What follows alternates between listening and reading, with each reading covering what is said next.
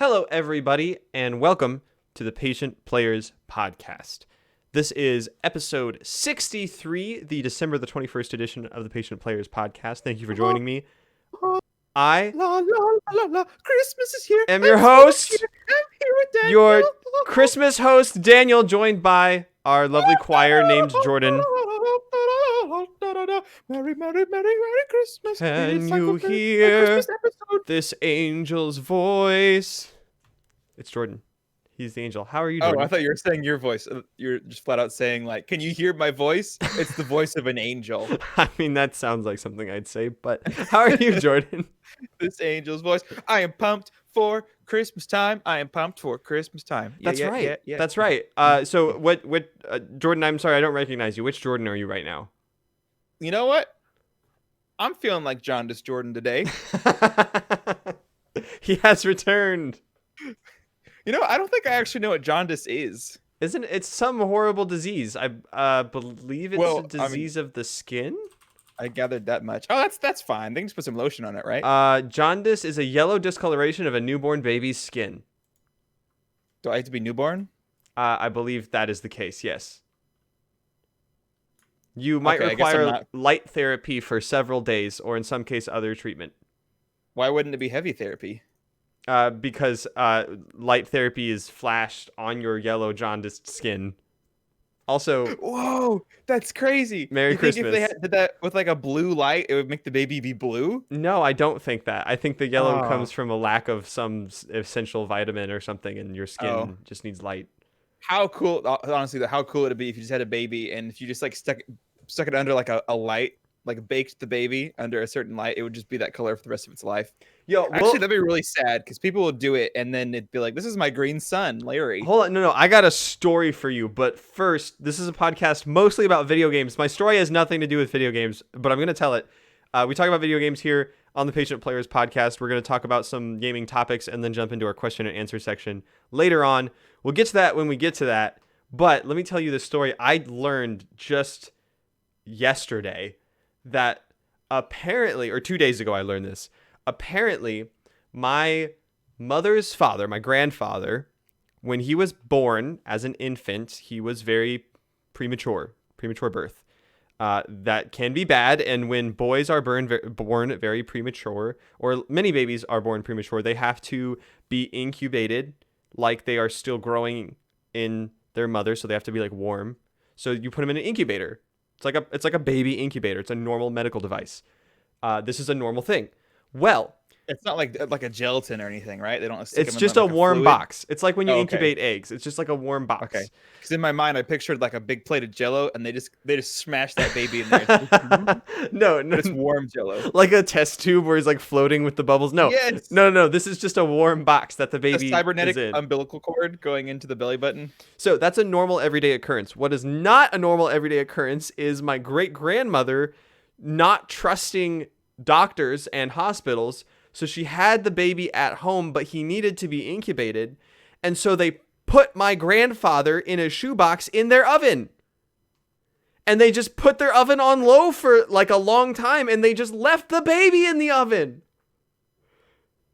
This shouldn't need to be said, but if you're hearing this, don't put a baby in the oven ever. Hey, no, I don't think that's a good story to tell because obviously it worked. I guess. But holy moly. But babies don't belong in ovens. As a general rule, don't put a baby in the oven ever. Shoebox baby. Anyways, that we were talking about jaundice. It was just too much of a perfect opportunity to tell you about my grandfather, the oven baby. Interesting that they trusted the doctors enough on their advice that it needed to be incubated, though.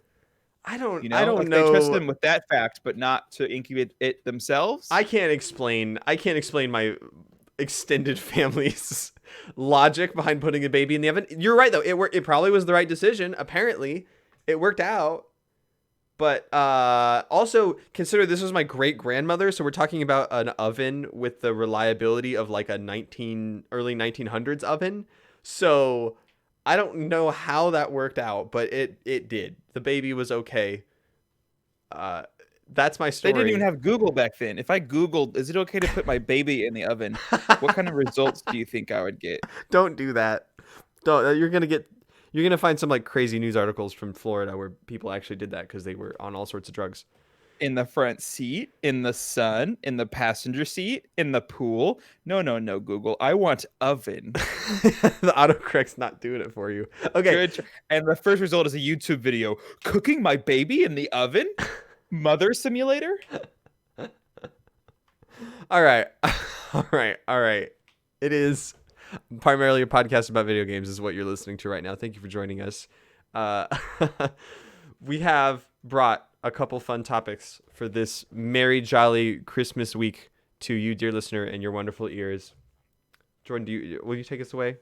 Take us away from this conversation of oven babies? Oh, sure. You're saying you want to talk about video games now? Yeah, I am. I guess we can talk about that. Sorry, the holidays just brings out just... Oh, well, there goes... All right. Continue, please. Technical difficulties. We're going to move on past that. Okay. What was I saying? Yeah, sorry. The holidays just brings out jaundice in me, I guess.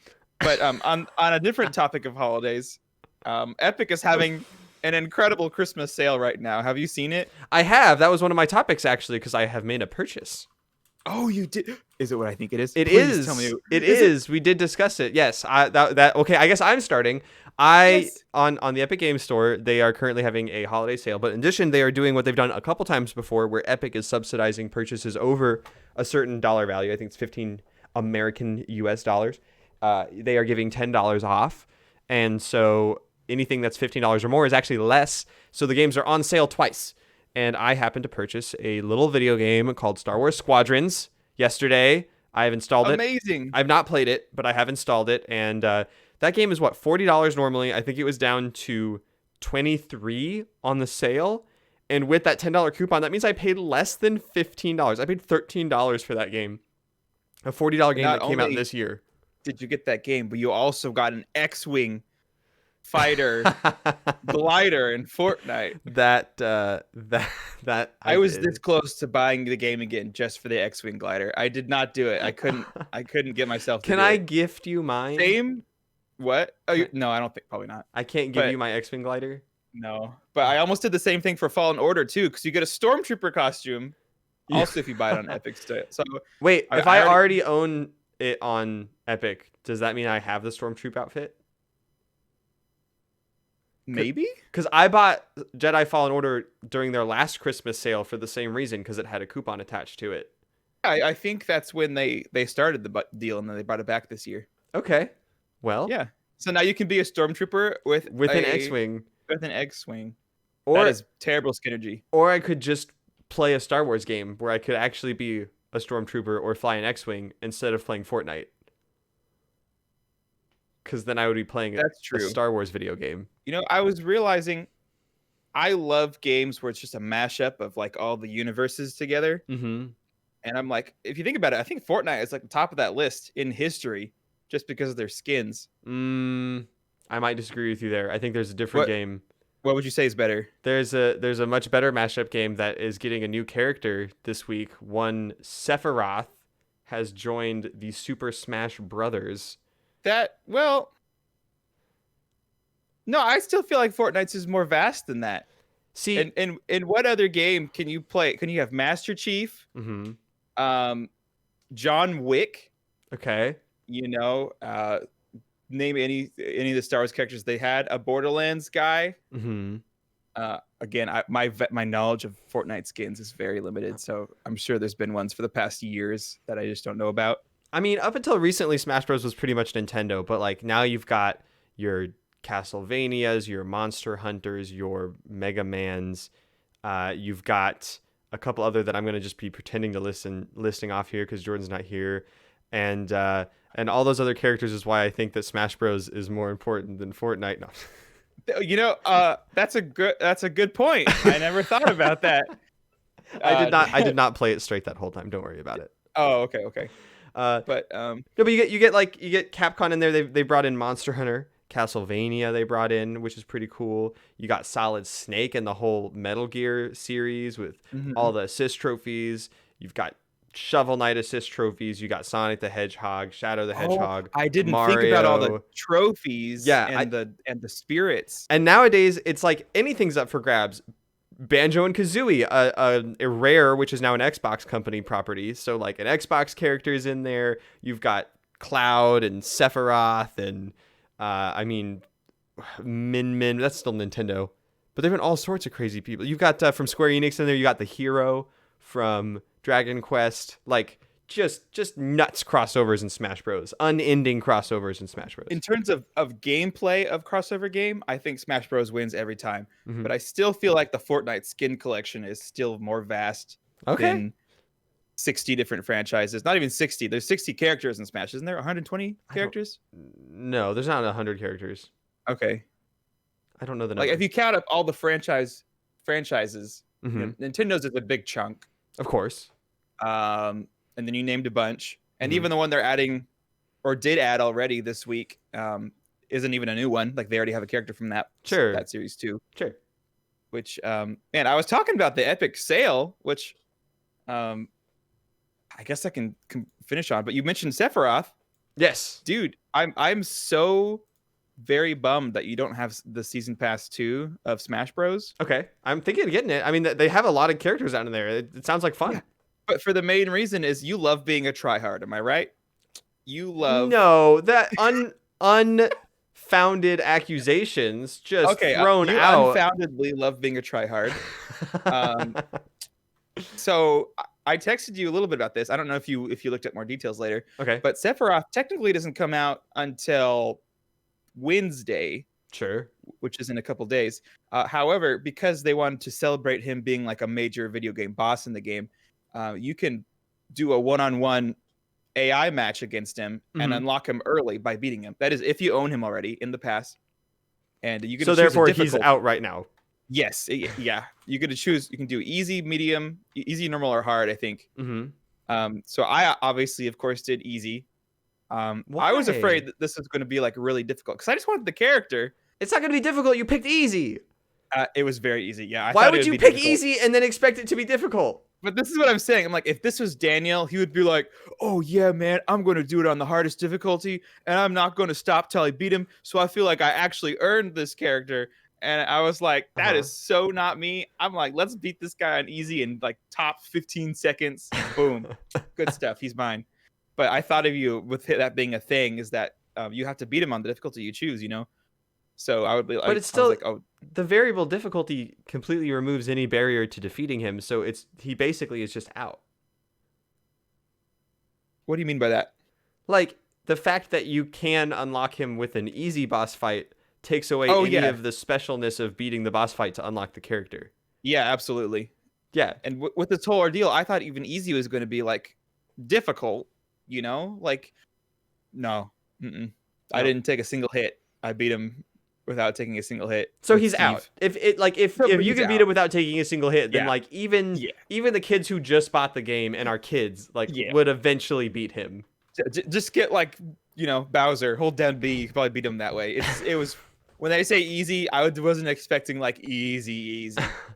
Well, they have actual like level 1 through 9 CPUs, and there are actual like numbers associated with each name, right? So I think like very hard is 9. I think easy is like a 3 or something.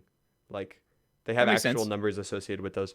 But that's cool. Is he a cool character? I watched like half of that gameplay reveal from I want to say Iwata. Is it Iwata? No, that's a different person. That's Sakurai?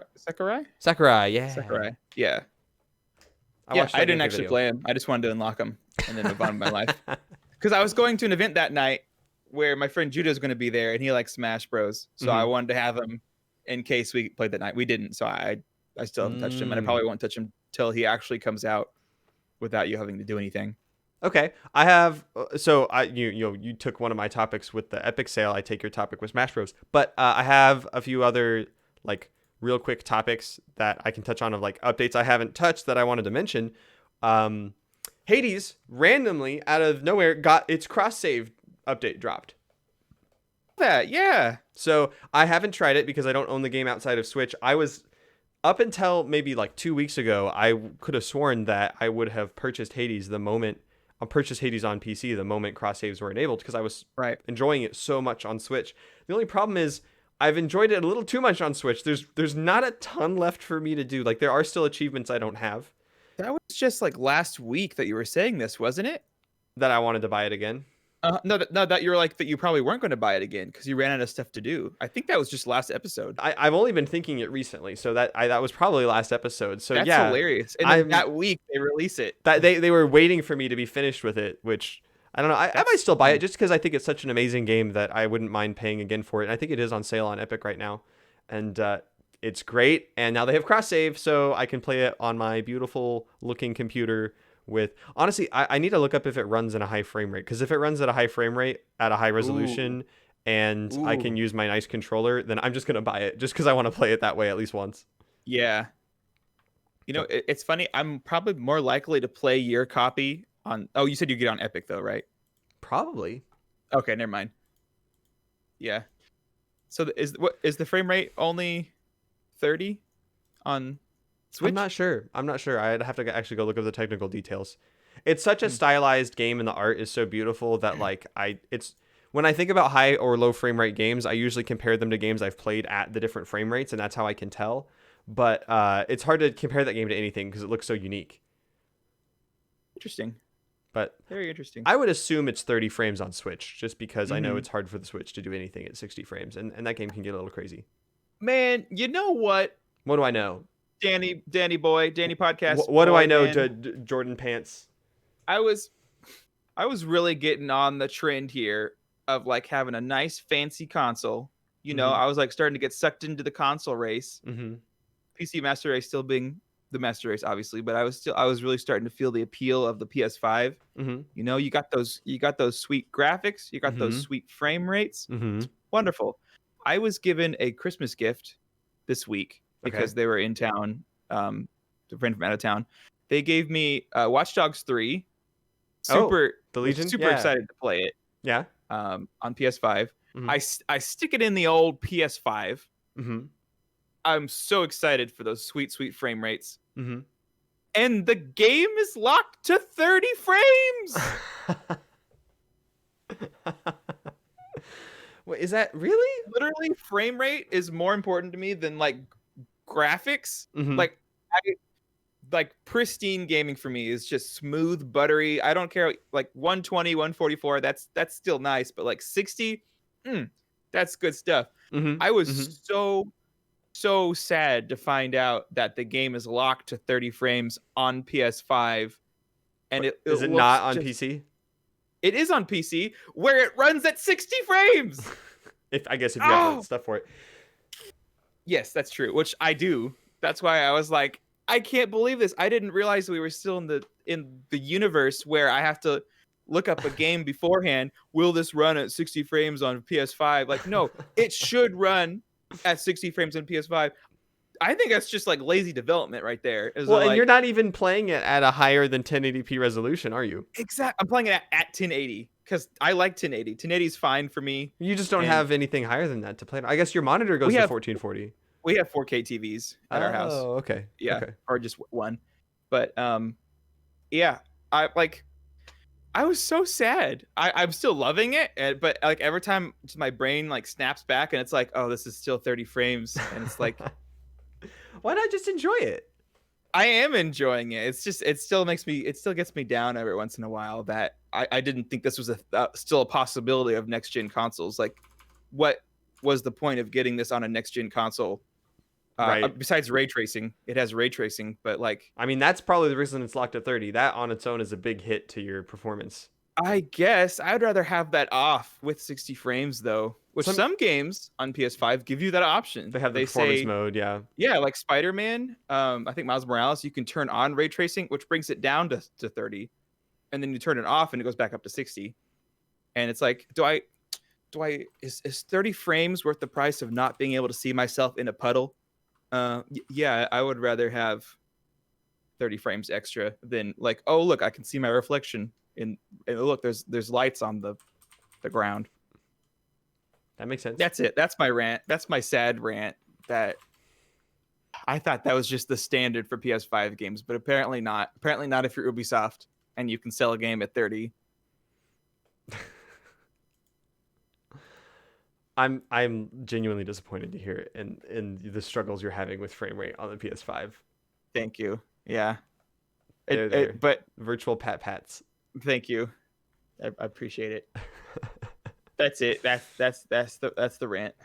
Well, so you've been considering Watch Dogs or you wish you had it on PC. I've been considering Hades on PC. There's another game that just went on sale that I almost have repurchased on PC this week, which is Dragon's Dogma.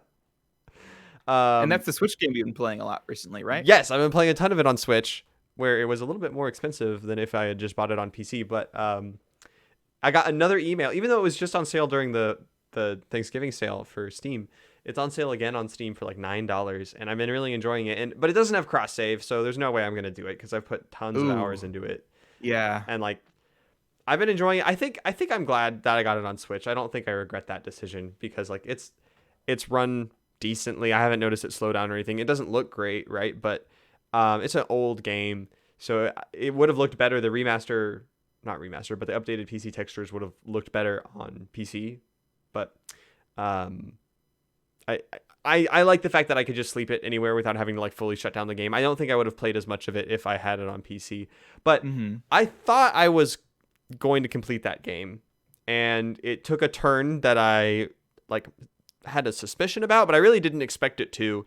And like you thought you were towards the end and then it kept going? Yes. That's exciting. And the stuff that's happened since the turn has honestly been the most interesting stuff in the game. Like, I am on board. I was telling you in previous weeks on the podcast about Dragon's Dogma and how the thing that made me like it so much was outside of the game story, like just the fun, like finding new areas, fighting new enemies for the first time, like going on this adventure with these NPCs and like having this little Lord of the Rings exploration moment.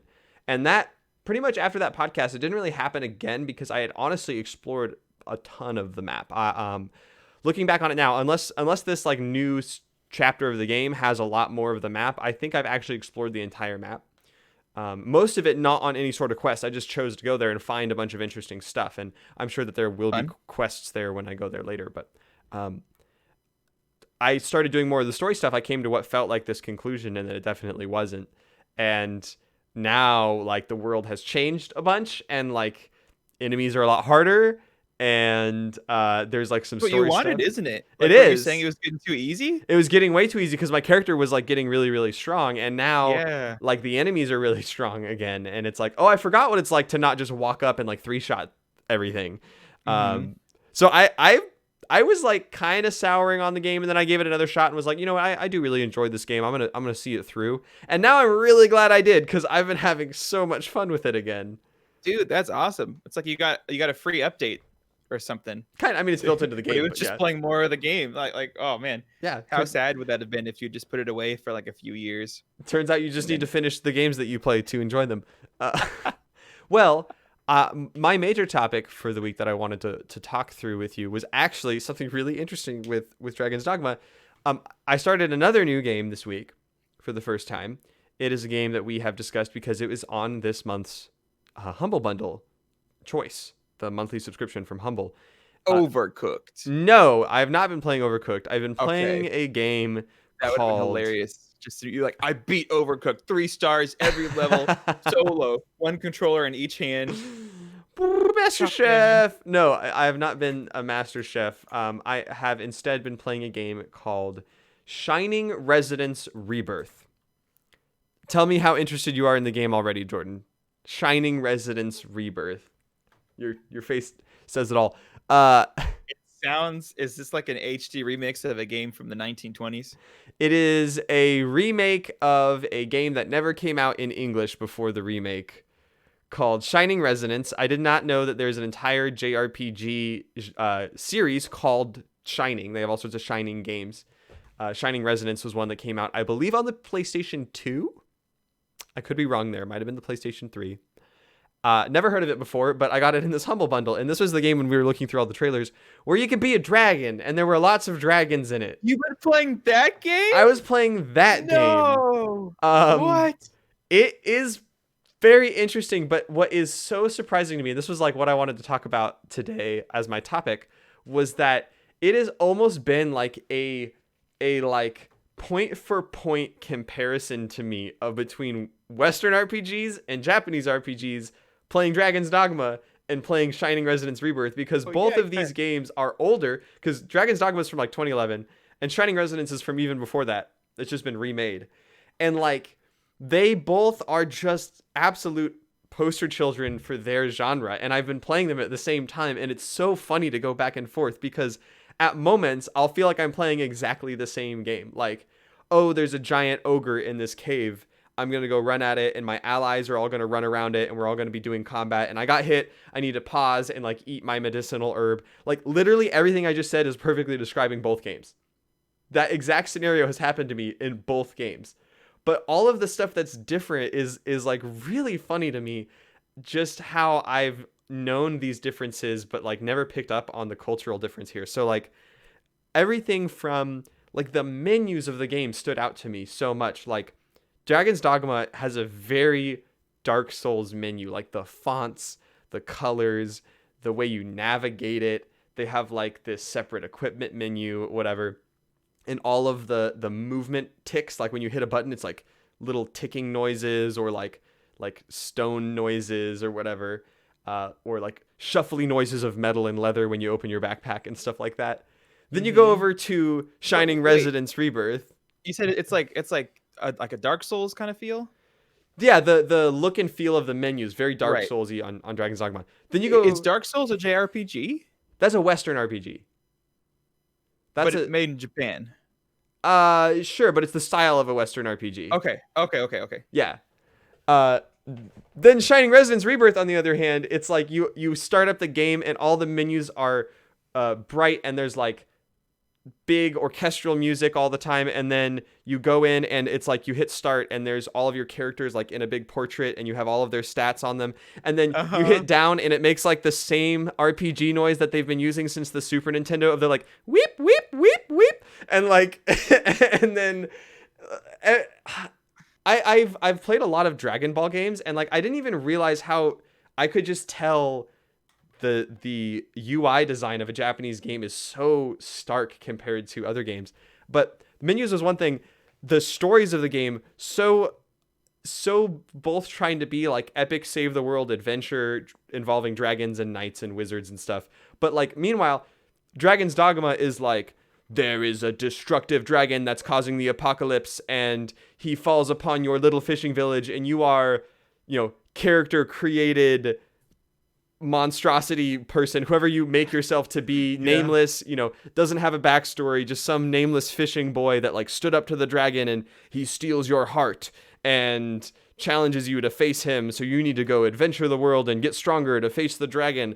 And it's like very edgy. And then there's this totally different kind of edge from Shining Resonance where it's like, oh, you're this edgy teenage named character that has a dark power hidden inside him that his mother told him not to use with his dying breath, but he needs to use it to save his friends. And then there's like the uncomfortably attractive female knight that comes to save him and turns out to be the princess of the land. It's like every single trope and stereotype that you can attribute to this Japanese RPG. I mean, I'm enjoying it. It's not like high intellect brain food for me, but I'm loving it. Is that the power is turning into a dragon? Yes, he has a dragon inside him.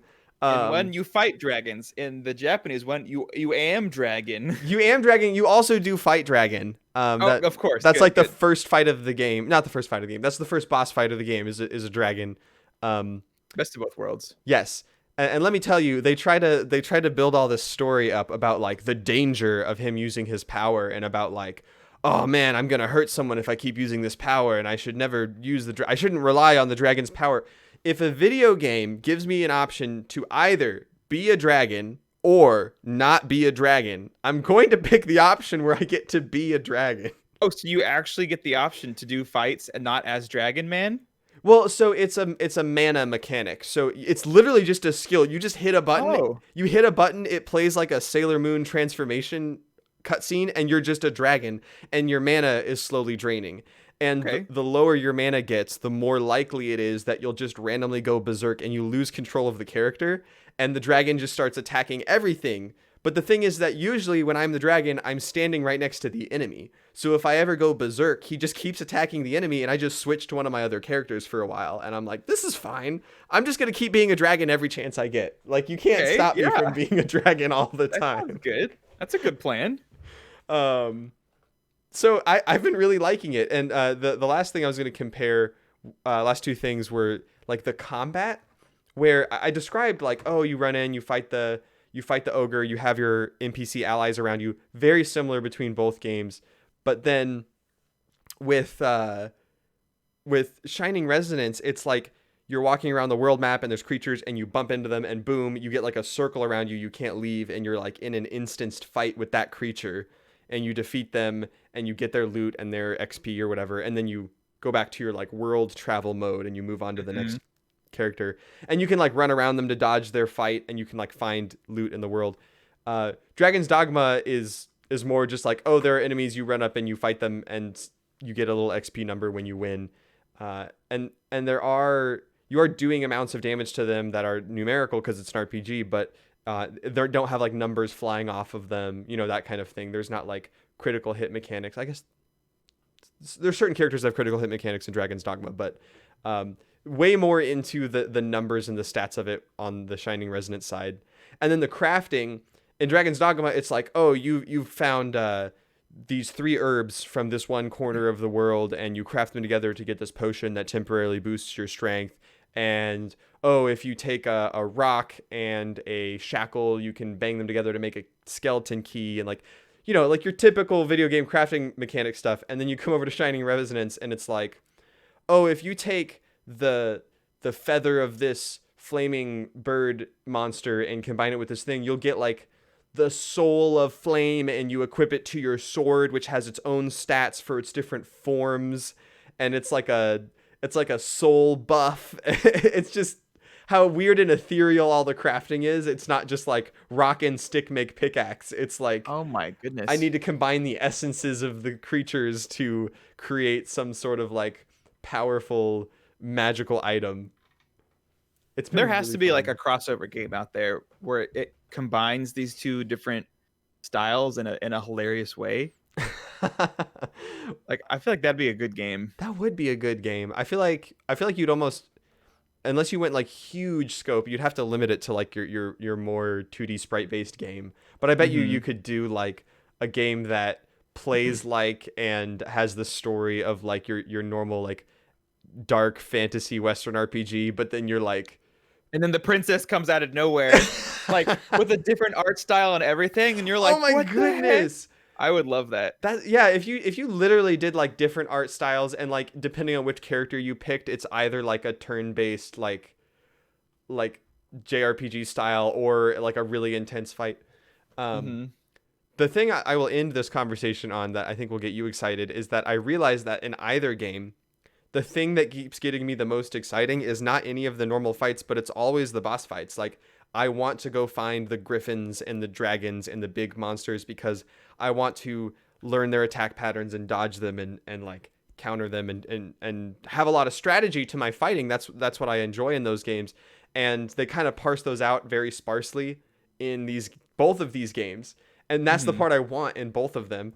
And I was like, man, I wonder if there's a game that's just that. And then I realized I just want to keep playing Monster Hunter. That's just what Monster Hunter is. That's a good point. I was thinking too. I was like, is there like a boss rush kind of game? I feel like Monster Hunter is the perfect example. It's just like that. And I mean, Monster Hunter is Capcom, which made Dragon's Dogma, and it's a JRPG. It's not JRPG, but like it has a lot of the Japanese tropes of the menus and stuff. So it's really is just what I'm looking for. But I honestly appreciate how little of them it has also at the same time. Well, that's Monster Hunter World. The old ones were not real too much bad. for it to overwhelm me. But yeah, so basically what I'm telling you is all week I've just been like, man, I want to play Monster Hunter. I want to finish Monster Hunter. Dude, oh my word, you're right. We never finished the DLC. Yeah, we never beat Iceborne. Wow. Yeah, that's how much I want to finish the DLC of Monster Hunter. It came out my nose. The Monster Wow. Hunter came out your nose. Dude, I was loving Monster Hunter. I wonder what happened. I think it was a weird thing where it's like no one wanted to progress without the other people being there, and then we just never had time where like me, you, and Kyle could all play at the same time. Did Mario happen to Monster Hunter? Did Mario All-Stars happen to Monster Hunter? What? Did you start playing Mario All-Stars? What is Mario All-Stars? Mario 3D All-Stars. 3D All-Stars. I don't think so. I feel like that was much later. Okay, whatever. You're right. We did just kind of stop. A while ago. Yeah, I think it was just that we didn't have time. I said I would stop playing so you could catch up, and then you caught up, and then we never did anything. We did that one mission with the incredibly hard ice dragon. Yes. That I realized I was using all the armor from the original game, and so I had none of the defense that I needed to not get one shot by him. Dude, I would absolutely be down for some Monster Hunter. Okay. That's what's alongside Overwatch, of course. Oh yes, because we played some Overwatch this week. We did. Talk to the people about Overwatch. Boom, bam! It's Christmas season in Overwatch. Like traditionally, I'm usually more excited about Christmas in Overwatch than Christmas in real life, or as excited. This is finally the year where it's like I am more excited about real life Christmas than Overwatch Christmas. Can confirm you really like Overwatch Christmas. But still, really, really excited about Overwatch Christmas. So, me, you, and your Marion, we all played Overwatch because they're doing the thing where you get a specific free skin each week that you get 9 wins for the next 3 weeks. Mm-hmm. So we did that last week very quickly, like record breaking 9 wins quickly. We were popping off. We were dominating. Yes, it was wonderful.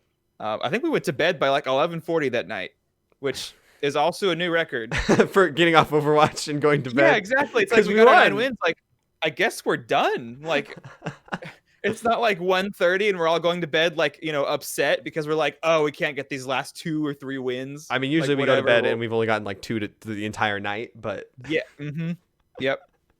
So that was fun. We had a blast playing that, and I'm still planning on doing it 2 or 3 more times before the event ends to get those free skins. What's funny is that I think that both of the things you mentioned helped each other, because I think starting playing earlier means we're playing against less tryhards. And I honestly think we did so well because we work well as a team, and we played the new Christmas mode where it's like freeze tag. It's awesome. Where every kill you get, instead of killing them, they just get frozen. But someone else on their team can come over and unthaw them, and they're back in the fight.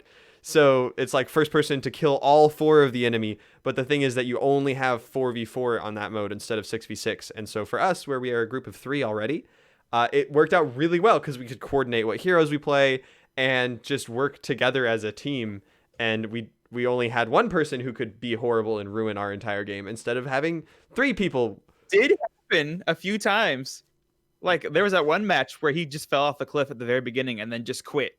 And then just the 3 of us versus their team of 4 just beat them. And we're like, oh yeah, we had a 4th teammate at the beginning, didn't we? It's not just us versus the world. Yeah, but we still won, and that felt really good. Good game. Anything else on Overwatch? No, I don't know. That's it. But yeah. I forgot to mention. I mentioned Epic Games sale at the beginning, but I actually forgot that I did buy some stuff on it. Oh, you did? What'd you get? Yeah, I got Carry On. Oh. I never actually played it when I had Game Pass. Oh. So that was down to $5 thanks to the $10 coupon that Epic gives, which is only half as much as a month of Game Pass. Yeah, and also I think it's important to note out that you can get Among Us for the normal price of $5 because of this coupon, but it comes with all the pets and all the skins because of the $10 discount. So if you get Among Us on Epic Games, go ahead and get the $15 version because it'll bring it down to $5, but you'll get like all the cosmetic stuff included with it. That's a good idea. I think I will do that. That will be the 4th time that I download and or purchase Among Us, considering it just launched on Switch this week. Surprise launch. It did. Surprise. It's so cool. That was such a fun part to end the indie game reveal from Nintendo, that their final game announcement was Switch, that the Switch version of Among Us came out. I've always wondered, like, why hasn't it been on Switch? Why hasn't it come out on console? That seems like such a perfect fit. Console. But then I actually that night played it on PC a little bit. I just booted up and started playing with a random group of online? people. Yeah. I Yeah. was like, I like Among Us. Let's try it out. So I was playing, and then someone called the body. We were all sitting there trying to vote, and this person was just not talking, and we were like, what is going on? And then after like half of the voting time elapsed, they go, sorry, the Switch keyboard is slow. And I was like, oh, I can't imagine trying to play Among Us on a console now, like having to type out your messages in the chat. Yeah. So I would suggest either play using voice chat through like Discord or something, or I don't even know if Nintendo's horrible app would solve that problem for you. I don't think it even supports it. That's insane. I feel like Among Us, you either need a keyboard, like a real keyboard, or you need to have voice chat, because the idea of typing on a console keypad and trying to play Among Us sounds terrible. Yeah. So that's easily solved, because if you're playing it docked, you can just plug in a keyboard, and then there you go. That's true. If you're not playing it docked, you can just use the touch screen on the Switch to type. So like I booted it up to try it out. I was like, oh, typing must be terrible. But like, especially on the light, on the Switch Lite, are they mini? Switch Mini? Which one is it? It's Lite. You got it. Okay, Switch Lite. Yeah, like I could reach across the whole screen and just type like normally, like it's a sideways phone. Huh. And I was like, this is actually a lot better than I thought it would be. However, it is coming to Xbox next year, early next year. So that sounds like it'll be real hard. Moment of silence for all the people who are going to buy Among Us who don't have a keyboard. Well, but Xbox and PlayStation both come with controllers with headphone ports on the controller. And don't they come with like headphones in the box of the console? I don't know about Xbox. I don't know if they do that. I'm pretty sure that most people playing on a console have some way, if they wanted to use a microphone. And those consoles are a lot less picky about allowing free voice chat in the lobbies. But my concern with that is if they even support it. Because Among Us doesn't have a voice lobby, right? It's just, I didn't think about that. Yeah, so like, it makes sense for them to add one, but I think if I booted it up on the Switch right now, like, I don't think it even gives me the option in like the Nintendo app to be like, hey, you're playing with these people. You can talk with them. Because it's crossplay, so you couldn't. There's no one console that could do that. Oh, I didn't even think about that. That's interesting. Yeah, but it also makes sense on mobile for there to be a lobby, because that has a microphone built in. Yeah. So I think they just don't like voice lobbies. Yeah, that is very strange. That is very, very strange. I actually played some local Among Us for the first time, not online, with my family, which... No. Yes, it did not go well. I don't think. No, that's awesome. I don't think we're going to do it again. I did get killed by my dad in Among Us, which was great. Dude, that's like a, if life had achievements, that is on there. Get killed by your dad in Among Us, or just get killed by your dad. Well, okay, that's I can see your point. Let's one keep of them it. It's harder. Let's just say let's keep that first one in there. But the like practice round where it's like, all right, we kind of explained it, but now you get to actually try it out for the first time. Of course, it made me the imposter, and I was like, oh great, they're gonna have to play against me as imposter on the first round ever. And we had 6 people playing. So it's a good thing everyone already assumes it's you anyways, But not when they haven't played with me before. I did win. Okay, never mind then. Yeah. But it was Marion was the only other person who had played with me before. It was my sister, my brother-in-law, and my parents, and Marion and me. So it was kind of fun. It is consistently hard for my parents to get video game controls down, even when those controls are move a stick and tap on a button. Yeah. That is the hurdle. That is the ultimate hurdle to play Among Us with people who don't play video games. So you wouldn't recommend doing it again, or trying it with your family, or like what's the consensus? I would love to. I don't think any of them want to play it again. They were just frustrated by the controls the entire time. Now what if they played on Switch? Because moving with the Joy-Con, it's good stuff. It feels real good. For us, yes. For people who don't use Joy-Cons, it would be equally as difficult. Okay, that's fair. That's fair. And there's even more buttons to be confused by on a Switch. That is a good point. Yeah, there's like no buttons on a phone. Yeah, there's drag the wires. Yeah. Oh my goodness. There's a kill button and there is a use button, and that's about it. There's a map button, which is infinitely hard to use, apparently. It's funny you mentioned that, because my family's in town today and tomorrow and yesterday, and we were all hanging out last night opening presents, And I sat there and I was like, do I ask them if they want to play Among Us? Like, I was sitting, I really had like a moment where I was like, would I enjoy that? Would anyone enjoy that? My girlfriend was there, so I was like, she would enjoy that a lot. But I was like, I don't think anyone else would. So I didn't bring it up, but it was really sitting on me. Like, we have enough people for a game to work, and we're not really doing anything right now. But I chickened out, so I admire your bravery in asking your family to play with you. I wasn't even the one who brought it up. It was actually my brother-in-law. It's kind of crazy. Yeah, I jumped on board and I was like, yeah, that sounds fun. But I was not the one who suggested Among Us. Okay, so it was him, his wife, your parents, and me and your Marion. wife. Yeah, 6 people. So 6 people. Yep. Okay. So half of them knew how to play, basically. Most of the night was actually spent playing a non-video game. It's that one that you've sent pictures of the like telephone mixed with Pictionary game. Oh yes. Yes, my family bought that and we played it and it was super fun. But it is fun. Did you play the version where you actually like take points and there's like a winner? Nope. Or something? Okay, yeah. Did not There's at a all. way to do that, but honestly, my favorite part about that game is that just no one wins at the end and everyone just laughs. Yeah, exactly. That's a wonderful part of the game. Yeah, which I like being competitive, so I guess it's like a nice refresher to not have to feel like I have to be a competitor and I have to win, and I'll feel like guilty if I don't win. There's no winners. With a game like that, there's so many things out of your control that making it competitive just feels bad. It's like Mario Party. It's like you can't really help that you lost or won. It was just random chance, and that feels bad for someone who likes to be competitive. Yeah. So it takes the pressure off of it when it's non-competitive. Yeah, I would hate. I think you give like a point to like your favorite drawing, which that's fair. It kind of makes you want to draw like better drawings then. Mm-hmm. You get a point if your word made it all the way around, which is complete chance. That is completely up to everyone else. Not in your control whatsoever. And there's a third point you can give out, which I forget what that was for. Okay. But that is a fun game, and I never want to play it competitively. I got a few more minor things I'll touch on where we are kind of getting near the end of our topics before we do our email section. Luminous, been still playing that like crazy. Not as much as last week because that was like my main game last week, but I'd say it's like probably my second most played game this week is Luminous. I'm gonna be honest, I completely forgot what Luminous is. Luminous is the puzzle game with cubes. Okay, thank you. Yes.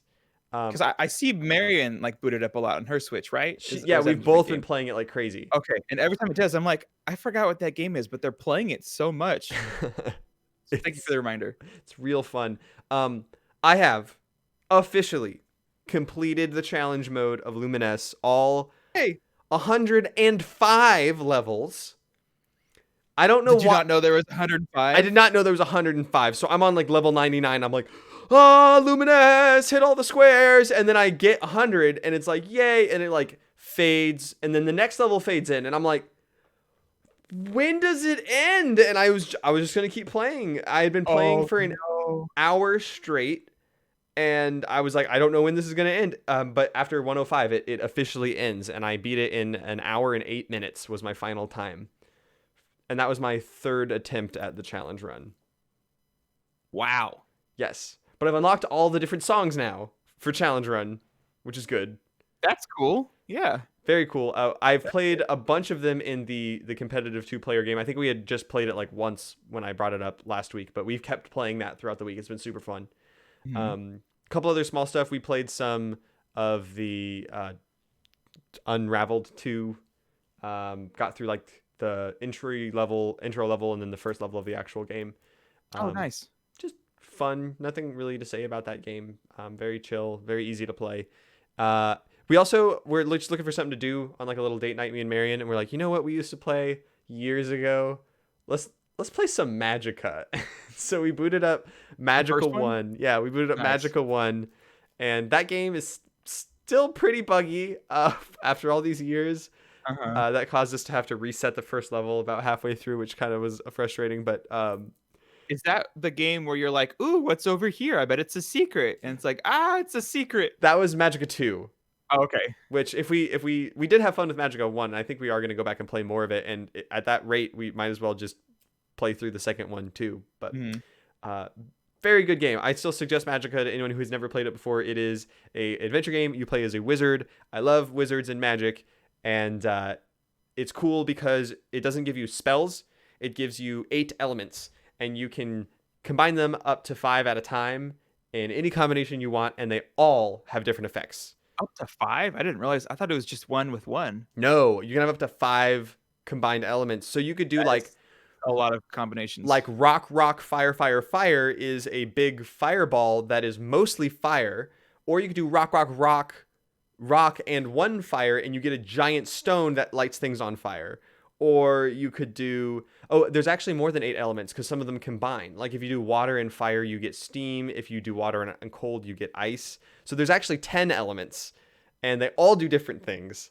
So it's just absolute chaos, and friendly fire is always turned on all the time. And so thankfully the resurrection button is just 2 keys. You just hit like the life element and the lightning element, and you hit the space bar and you bring your buddy back to life. So there's just explosions and chaos, and it is so much fun. There's so many cool little combos you can do with all the magic. It's on Very nice. consoles, which I play on keyboard, because it's way easier to hit the elements on the keyboard than to do the buttons on the controller. But it's possible on controller. I know some people who have played it and really enjoyed it on PlayStation 4. Yeah, it's on a lot of consoles. I see Magica just on everything. It's like, if it's a console, oh yeah, it has Magica. Just one of them. It's like Minecraft. Maybe both. And then my final topic, real short, I have been exercising in VR using a game I got from a Humble VR bundle, which is Creed, the boxing game, where you play as Adonis Creed, the character from the movies that are sequels to the Rocky movies, and you are boxing people in VR, and it's really fun. And I played it for like an hour or two, and the next day my shoulders hurt and my back was sore, and like I had worked out because I had fake boxed in a video game, and I was like, that's cool. And so I continue to do that for exercise. Does it make your headset all gross and sweaty though? Just like the faceplate part of it, that's replaceable. Oh, okay. That is everything I've done this week. I am out of topics. Wow. That is wow. Well, it's almost time for question and answer, I'd say. Oh, you know what? No, I did play one other game. Okay, what is the that? Other night when I didn't bring up Among Us, I did bring up another game called Ticket to Ride. Yes. Have you heard of Ticket to Ride? I believe you've mentioned it. Are you talking about the actual board game, or are you talking about the game they gave away for free on Epic like a few months ago? Did they actually? I totally forgot they did that. I bought it on PS5 because it was on sale for $5, and people in my family like the board game. I have it on Epic right now. I can install it. Well, anyways, I have it on PS5, and I had some friends over, and it's really cool how it does multiplayer on. I guess it does it this way on PC too.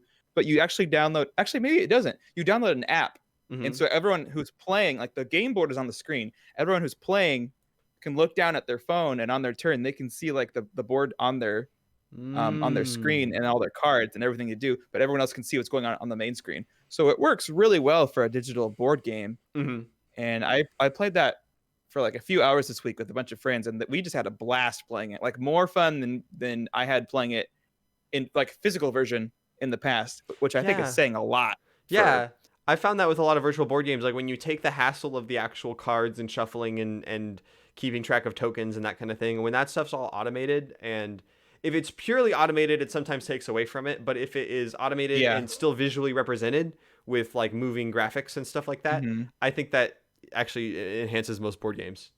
Yeah, so it worked out really well. We didn't end up playing it the other night when I brought it up, but I had just played it earlier this week, and I had a lot of fun playing it. So that's the last game I had played this week. Cool. That's funny that you bought it again. Yeah. Real quick, do you know is the Epic coupon reusable? It is. Yeah, because I used it for I used it twice. Oh, okay, cool. I bought Star Wars Squadrons, but I might go back and get Hades now. Very nice. Anyways, that is going to do it for our topics for the week. So that brings us to the best part of the podcast, the question and answers section of the podcast. So what I'm going to say to you, dear listeners, if you've liked what you've heard or viewed through our video archive about the Patient Players podcast, then please join in on the fun. Send us an email to patientplayerspodcast@gmail.com and just come up with any wacky question. Could be about life, could be about video games, or not. Send it in. For our sakes, it gives us something fun to talk about.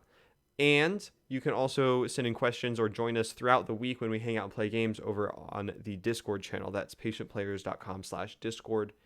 And you can find out all of these different places to hang out with us and also follow our notifications for going live with our podcast recording or when there's a new episode, all that stuff over at patientplayers.com/social. So again, emails, patientplayerspodcast@gmail.com.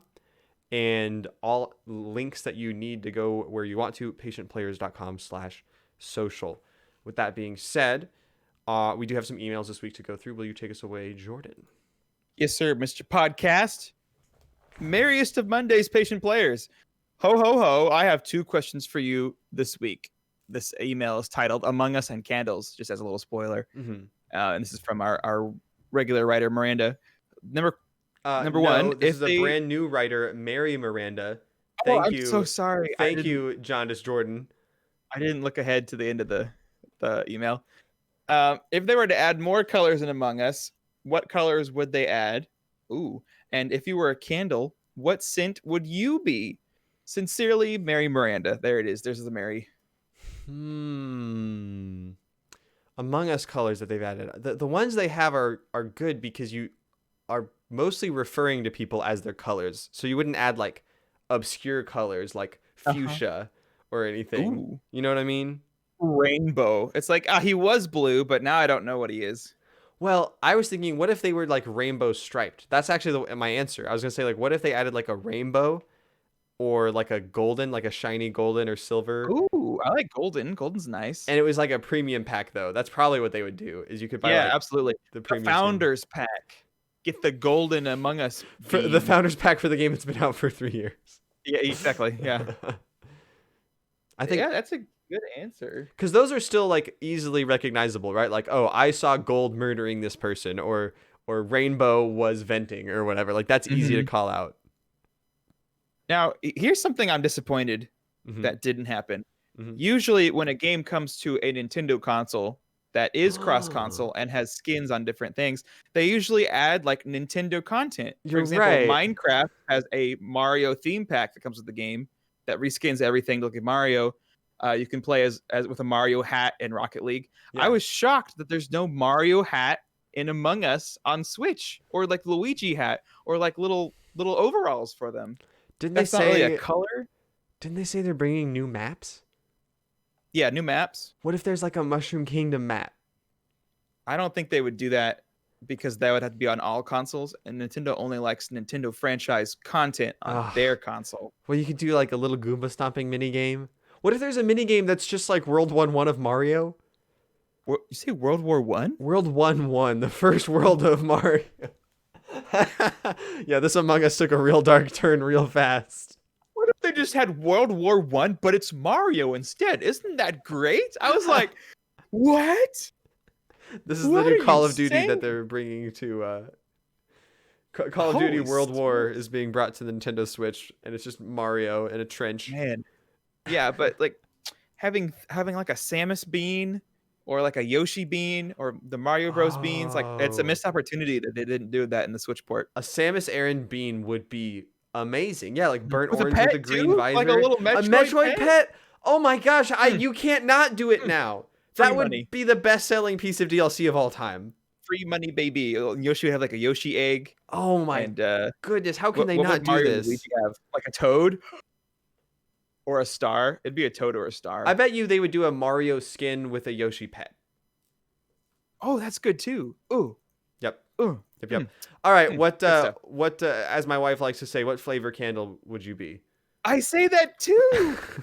That's wonderful. And it makes my girlfriend upset because she's like, it's not a flavor. And I'm like, I know. That's why I say it. It's funny. Comedy. You must you don't experience the flavor comedy. That's the joke. The joke is you don't eat the candle, so it's not the flavor. See what I did there? Um, bacon? I don't know. Like That's already a thing. syrup? What's diabetic? Is there a diabetic flavor? What does diabetes smell like? Trouble. If I was a candle, man, what is my favorite scent in the world? I gotta go with my wife on this one. We do have our live streaming chat that we answer questions on during the question section, and my wife suggested that my scent would be burning HDMI cord. I definitely think that burning electronics. There's like this metallic smell of burning electronics. That's definitely me. That is a great callback. I feel like I guess I would be Mexican casserole. I love it. I love it. That's a good one. Yeah. Alrighty. Before we hit our last email, I will call out the chat question we got from our live Twitch chat for the recording. And the chat question is, what is your favorite Christmas food or treat? I'm gonna do you better. I'm gonna throw out my favorite food and my favorite treat separately. Doritos and Mountain Dew. That's your favorite food and your favorite Christmas treat? No, I was answering for you. No. Being a tryhard gamer that you are. Stop. You take that back. You're just being rude on the podcast now. Come on. My favorite. Sorry, on the video recording. You're being consumed by the sun right now. It is just destroying you. My favorite food is one that my family makes called mango salad, and it's like a little square. It looks like a little Jell-O square, but it's like softer than Jell-O. It's more of like a solid paste than it is like springy. But it tastes like really, really good little mango pasty thing. It's good. I like mango salad. And my favorite treat is gotta be fudge. I love fudge. It's very good. Yeah. So bad. My mom would make batches of fudge and then no one in my house would eat fudge. So we just have refrigerated batches of fudge. And I would just go in there and get a little cube, like all day, every day, just a little cube of fudge. All day, every day. Fudge. Okay, very good, very good. I got like a Christmas snack bundle from work this year, and so I was like, I guess the thing I went for first out of it was yogurt covered pretzels. Does that count as a holiday treat? I think that does. Okay, because they were shaped like Christmas trees. If that helps with my answer. Do you like yogurt covered nuts as well? I don't know. I assume not, because I'm not a big nutty kind of guy. Okay. That makes sense. Yeah. That makes sense. Thank you for the question. And then our final email. Let me pull this up here for you. This email is going to come in from Hacker of the Podcast, Keaton, and it says, "Dearest and sexiest friends," thank you, Keaton. It is your most attractive friend and Hacker Keaton. It is very near the Christmas holiday, and as a very special gift, I took the liberty of quadruple hacking your email today. No need to thank me. Well, I don't know if thanks are in order, Keaton, but I appreciate the modesty. Anyways, for your very special Christmas episode, I have a very special Christmas question for you. What is your very favorite snowy or Christmassy location in a video game? Also, what is your favorite anime to watch around Christmas time? If you don't have an answer to that question, you have to do 10 push-ups while doing your best Santa impression. Love and happy Christmas, Keaton. oh no. There's what? An angry Googling happening from Jordan. No, it's not. No, you don't hear anything. No, you don't. Favorite Christmassy video game location? I like a lot of different Christmas locations. I'm thinking of the Iceborne Island from Monster Hunter, which inspires so many Christmassy, wintry DLCs you can't even count them. There's so many Iceborns now. Iceborne, yeah. But I really like. Oh, you know what? I'm gonna change my mind last minute. I like Arkham City, Batman Arkham City. The entire thing takes place on Christmas Eve.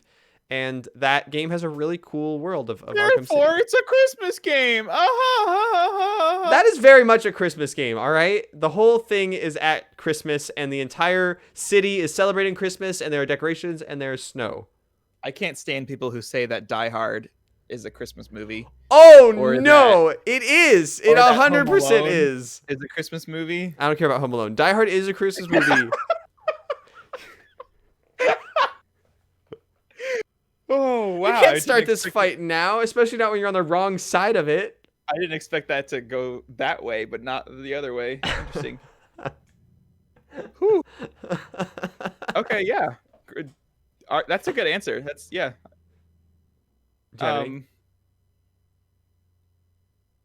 It's so dumb, but I just want to say Animal Crossing. That's not dumb. It's dumb because it's literal Christmas land, you know? Like That's especially on my island in New Horizons, I'm like taking down decorations and replacing them with Christmas decorations. It just looks so nice with the snow on everything, and building snowmen every day. It is so fun, and I love how it looks. We live in Texas, so that's the only snowy Christmas we're ever gonna get is an Animal Crossing. Yeah. See, that's not bad. I almost said Stardew Valley, and that's just the same village, but just at Christmas. Yeah. Cool. Favorite Christmas anime. Only because the final season just started airing. I have been watching a lot of Attack on Titan around this Christmas holiday. Not a Christmas anime. Quite a dark anime. I wouldn't suggest it for kids. I wouldn't suggest it for people who enjoy being happy. It's a very stressful, dark anime, but it's good, and I like it, and I'm watching it, and the new season is bonkers.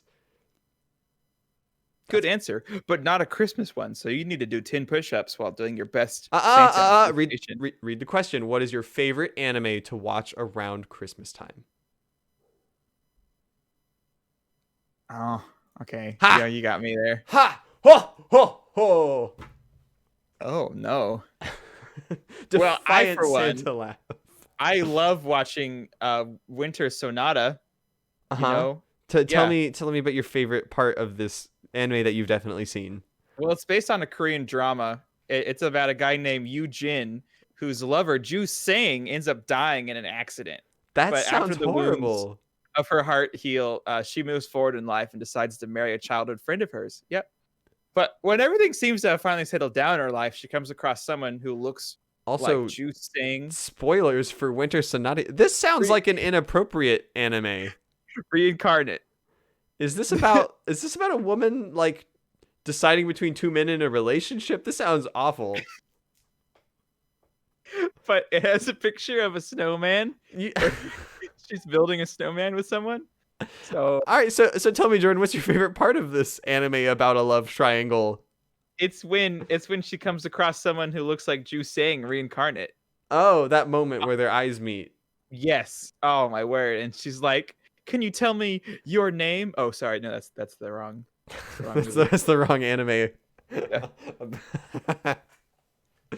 Oh boy. Well, what a joyous Christmassy occasion it has been. Thank you for joining the Patient Players this week on the Patient Players podcast. Episode 63 signing off.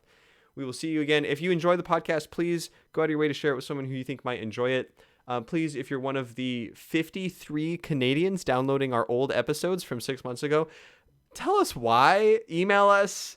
Do anything. Why are you downloading the? Thank you, but why? I don't get Canadian robots. I know these Canadian bots are taking over the podcast. Next week, need to send them some Canadian syrup. Next week, brought to you by the Canadian robot overlords of the podcast. We will see you all then. Thank you for joining us, and goodbye, everybody. Ho ho ho! Merry Christmas.